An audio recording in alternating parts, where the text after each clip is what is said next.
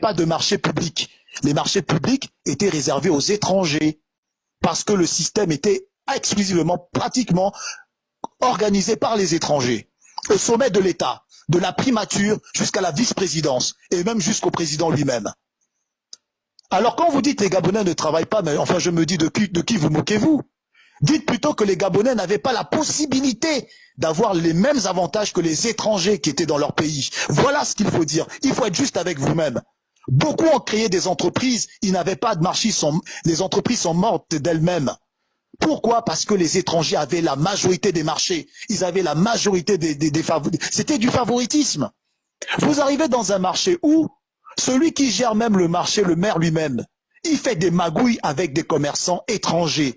Pourquoi? Parce que le Gabonais qui arrive pour une place, la place vaut 100 000. Mais l'étranger va lui proposer 400 000. C'est un système de corruption. Ben, ils vont prendre l'étranger. Parce que dedans, ils bouffent 3 fois plus qu'ils n'auraient bouffé avec le Gabonais. Voilà pourquoi vous avez des étrangers dans nos marchés qui ont 4, 5, 6 places. Pendant que le Gabonais, il regarde, il n'a aucune place dans sa propre terre. Est-ce que vous pouvez accepter ça chez vous? Alors pourquoi voulez-vous qu'on accepte chez nous ce que vous ne pouvez pas accepter chez vous? Montrez-moi un seul marché au Cameroun, un seul marché au Sénégal où un étranger a 4, 5, 6 places pour lui-même. C'est vu nulle part. Alors, qu'est-ce qui s'est passé? Les Gabonais voulaient travailler, les Gabonais avaient plein de trucs, on les a boycottés. Vous qui vous croyez très panafricain, quand le Gabonais est allé construire son poulailler là, à des centaines de millions, on l'a interdit d'investir là-bas dans les trucs de poulet. Alors qu'il employait des Sénégalais, selon la loi sénégalaise qui fait la part belle aux autochtones, c'est-à-dire au peuple, avant même que quelqu'un ne puisse perdre. Dans la loi sénégalaise de l'emploi, c'est au moins un pourcentage minime pour celui qui crée l'entreprise. BGFI, par exemple, c'est une banque gabonaise. Et la loi demande à ce que dans cette entreprise-là, il y ait majoritairement des Sénégalais, ce qui n'existait pas chez nous, messieurs. Vous avez des entreprises exclusivement avec des étrangers, pas des Gabonais. Pourquoi? Parce qu'à la tête de l'État, c'était pas des Gabonais. La Gabonaise qui a été emprisonnée 3 jours au Cameroun, parce qu'elle voulait venir vendre des conteneurs de poissons, de poissons fumés. On l'a stoppée. Elle a fait 3 jours en prison. Est-ce que vous avez vu des lives pour dire que les Camerounais sont xénophobes?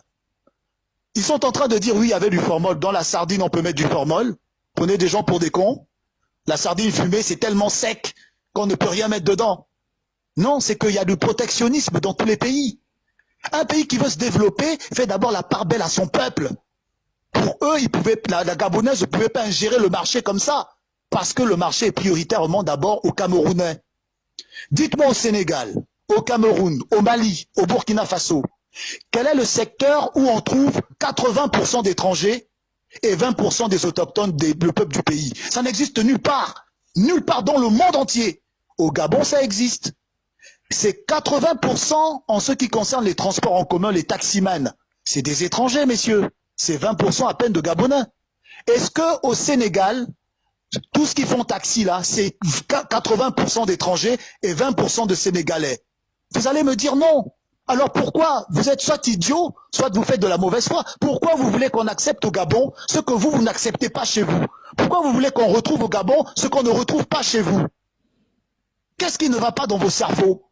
Donc c'est au Gabon d'être la vache laitière du monde et pendant que son propre peuple est en train de souffrir.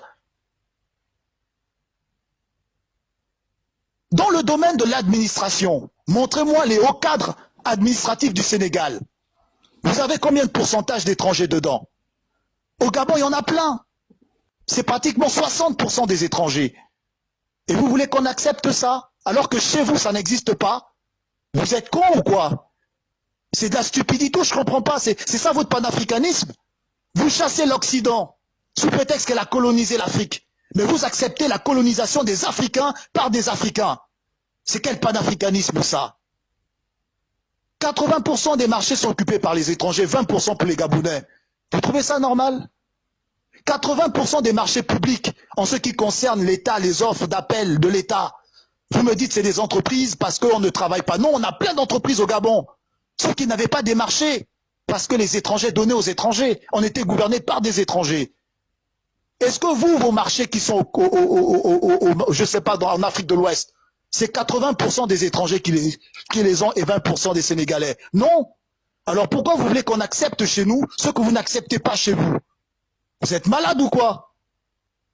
Maintenant que le Gabon a été récupéré par un Gabonais, les choses vont changer. Forcément. Aucun président ne prend le pouvoir pour appauvrir son peuple et nourrir les peuples des autres pays. Celui qui fait ça, c'est un machiavélique. C'est même du satanisme. Alors, pourquoi vous vous insurgez qu'un Gabonais, enfin, qui a le sang gabonais, qui est biologiquement gabonais, puisse dire attention, tous les secteurs sont occupés à 80% par les étrangers pendant que mon peuple souffre?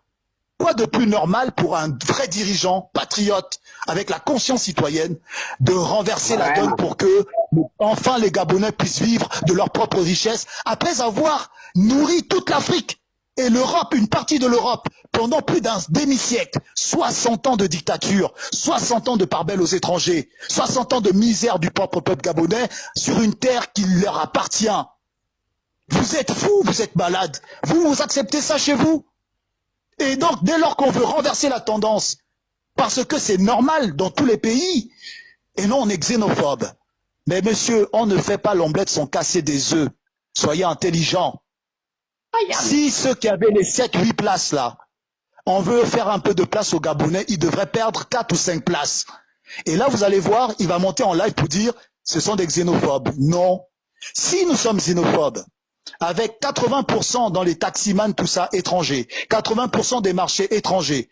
Ça veut donc dire que le Cameroun, où la majorité sont dans les transports en commun, où la majorité sont dans leurs marchés, sont supra-xénophobes. Alors, que vaut un xénophobe par rapport à un supra-xénophobe? Puisqu'il existe chez nous, c'est qu'il n'existe pas chez vous.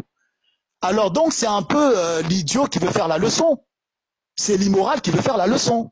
Quand vous aurez dans vos pays là-bas 80% d'étrangers dans les commerces, 80% d'étrangers dans les travaux, dans les offres, travaux publics, 80% des étrangers dans qu'est-ce que j'ai envie de dire, dans tout ce qui se passe, et vous aurez des étrangers dans votre administration étatique, là vous venez nous traiter de xénophobes. Ça n'existe pas chez vous ça. Donc avant de nous traiter de xénophobes, ayez au moins la force d'avoir ce que nous avons eu d'accepter ces gens-là pendant des siècles, pendant plus d'un demi-siècle. Donc arrêtez de faire la leçon aux gens quand vous-même vous n'êtes pas dans le cadre.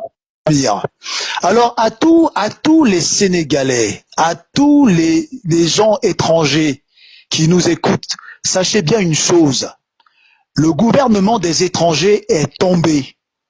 Tous les favoritismes, toute la corruption qui vous permettait d'avoir les 80% de marché, les 80% des travaux publics, le 80%, alors que les Gabonais qui travaillaient derrière n'avaient pas ces places, n'avaient pas de marché, vous traitez de fainéants, alors que la corruption était telle que les Gabonais ne pouvaient pas travailler à cause de ce système-là. Mauvaise nouvelle, ce système est tombé. Ce système-là est tombé, messieurs. On a à la tête du pouvoir désormais un Gabonais qui pense à son peuple. Tout comme vos présidents pensent à leur peuple. Tout comme vos présidents, avec leur loi de travail, interdisent que plus de 30 ou plus de 15% des étrangers ne puissent occuper dans une entreprise qu'ils créent. Eh ben, c'est la même chose qui va se passer au Gabon. On ne traite pas le Sénégal de xénophobe quand ils font ça. On ne traite pas le Cameroun de xénophobe quand ils font ça. Chaque pays a le droit de penser d'abord à son peuple, plus qu'avant le peuple des autres États. C'est ce qui va se passer au Gabon. Donc les lives sur la xénophobie, eh ben vous en aurez préparé au moins 200, 300. Parce que ça va faire mal. Tous les étrangers qui s'enrichissaient illicitement au Gabon, ils n'auront plus cette occasion-là. Et donc ils vont crier à la xénophobie.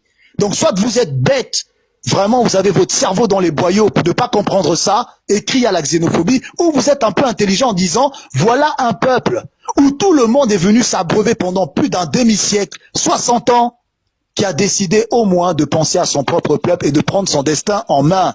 C'est ce qui va se passer. Donc, je pense que vous devrez comprendre ça. C'est pas de la xénophobie. Sinon, tous les pays africains sont supra-xénophobes parce qu'on retrouve encore au Gabon ce qu'on ne retrouve pas chez vous.